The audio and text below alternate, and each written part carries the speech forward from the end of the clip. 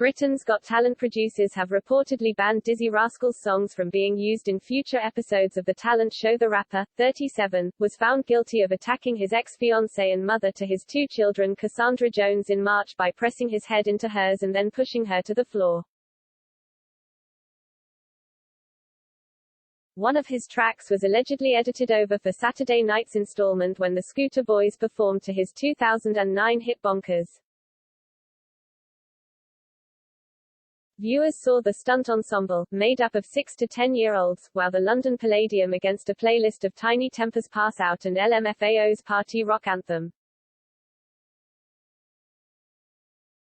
A source told The Sun, during Saturday night's show, the Scooter Boys gave a stunning performance which used Bonkers as the soundtrack to their original audition.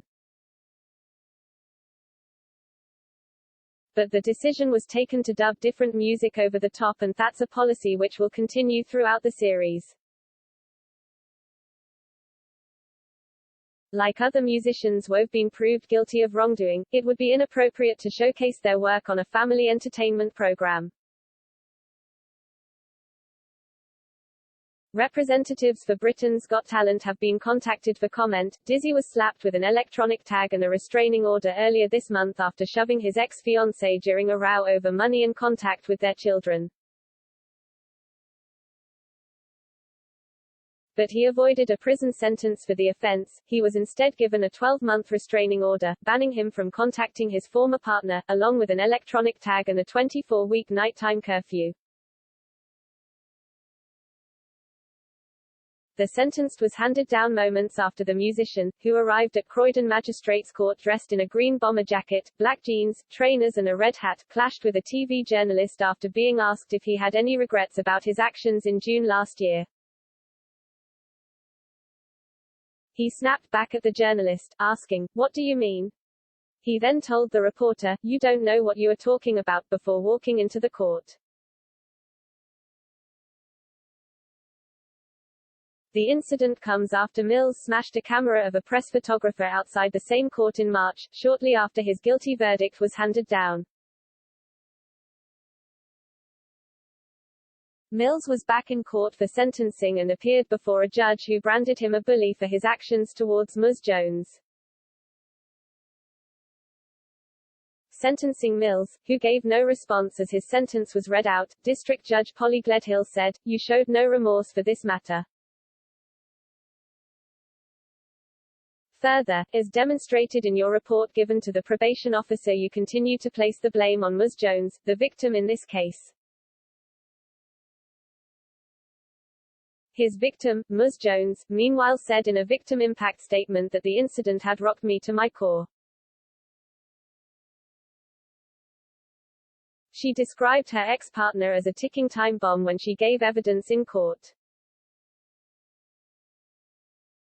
Common assault carries a maximum sentence of 6 months behind bars, but the toughest penalty the rapper could reasonably expect is a high-level community order, which is what he was given. As part of the 12-month community order, the judge said she was satisfied it was a necessary and proportionate measure to impose a restraining order on Mills, banning him from contacting his former partner. During the trial, Wimbledon Magistrates Court heard how Mills exploded with anger after dropping the daughter off at Ms. Jones' home in Streatham, South London, on June 8 last year. He had been late arriving at the after getting stuck in traffic and told Wimbledon Magistrates Court she was calling and texting him while he was driving, asking whether they would be back by 5 p.m. in time for a chicken dinner. Mills sent her foul replies, which included "shut up, don't give me no lip and shut your f*** mouth." The court heard he pressed his forehead against hers before pushing her to the ground during the incident.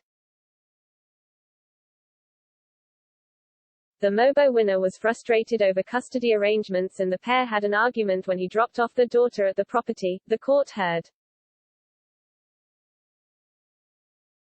Mills, who had 2 children with Ms. Jones before they split up in February 2021, was said to have barged into the home, banged his head on a fridge 3 times while holding his son and began screaming and shouting at Ms. Jones and her mother Dawn Kirk.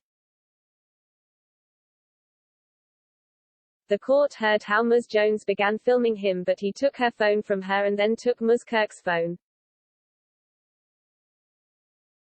The shouting became so loud that it alerted 2 neighbors and police were called, a judge was told.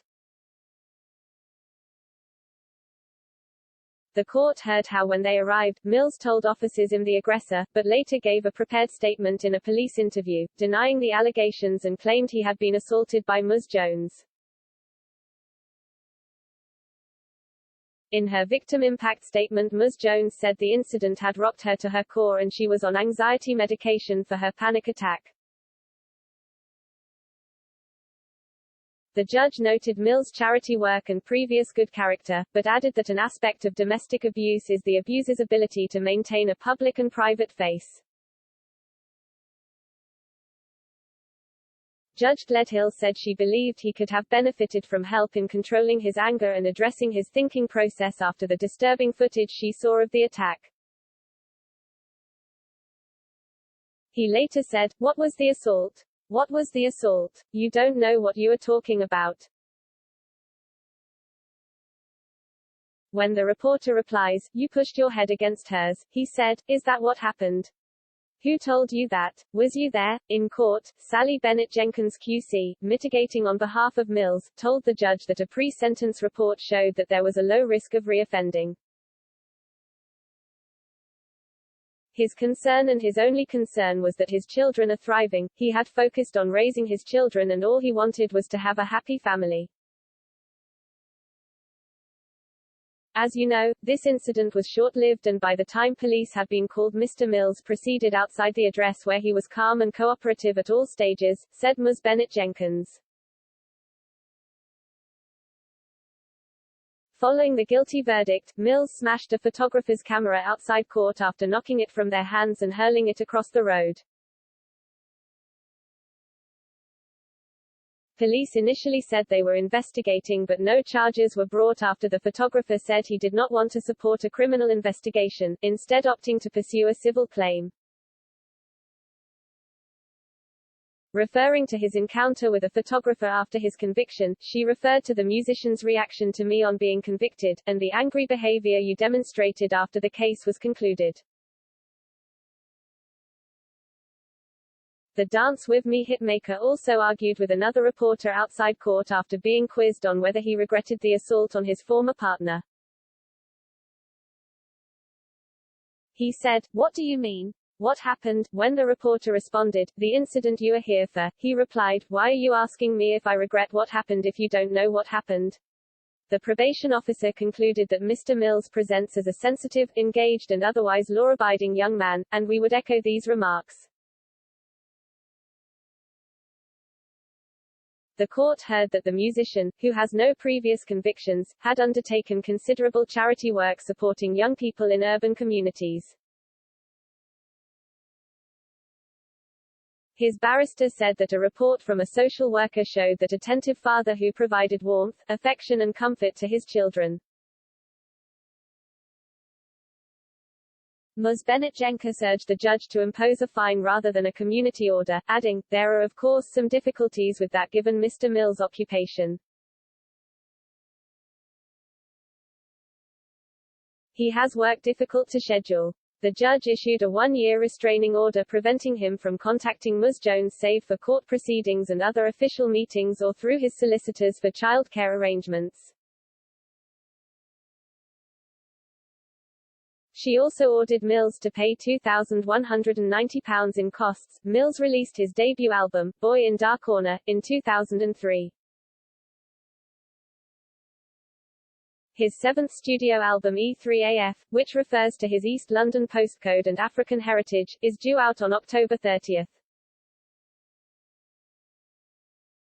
He was made an MBE for services to music in the Queen's Birthday Honours in 2020, and performed at festivals in August including Live at Lydiard in Swindon and Boardmasters in Cornwall.